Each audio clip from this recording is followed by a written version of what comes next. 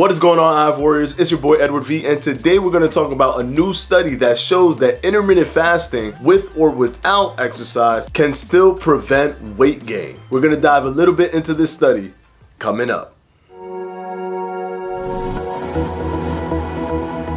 Okay guys, so before I start breaking down the study and showing some graphs from the study itself, I do want to mention that this study was done with mice. It wasn't done with humans. But before you click off the video, understand the importance of studies that are done with mice. Many of the studies that we see positive in humans with intermittent fasting were first viewed and studied with mice. The differences are vast, of course. One is a full-grown human and the other one is just a mouse. But regardless of the fact, it clues us into the direction of what intermittent fasting can do. And there are certain things you can do and that you can hyper focus on when you do studies with mice over studies with humans. For example, you can put them in a specific location and know exactly macro by macro what they're eating, as you only allow them to eat a specific amount to coincide with the study. So we know exactly what their meals are and when they have their meals. When it comes to human studies, it's very difficult sometimes to manage when they're eating to see if they've eaten during the overnight or what have you. Sometimes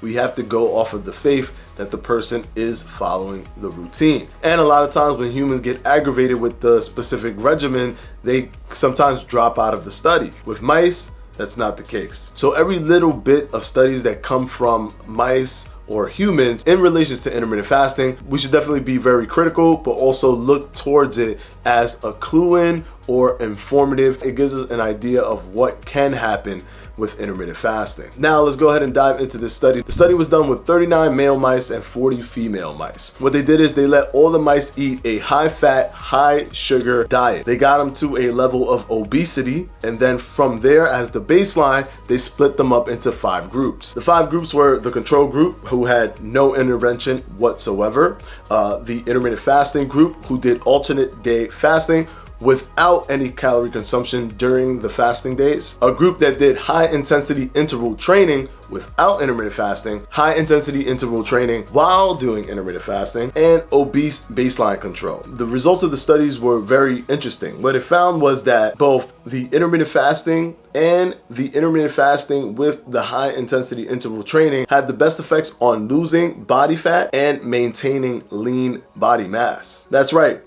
The intermittent fasting group that did no exercise at all, no high intensity interval training, actually had better numbers than the high intensity interval training without intermittent fasting, and definitely better numbers than the simple control group that had no intervention. What does this mean? Well, basically the hormonal aspects of losing weight is very, very important.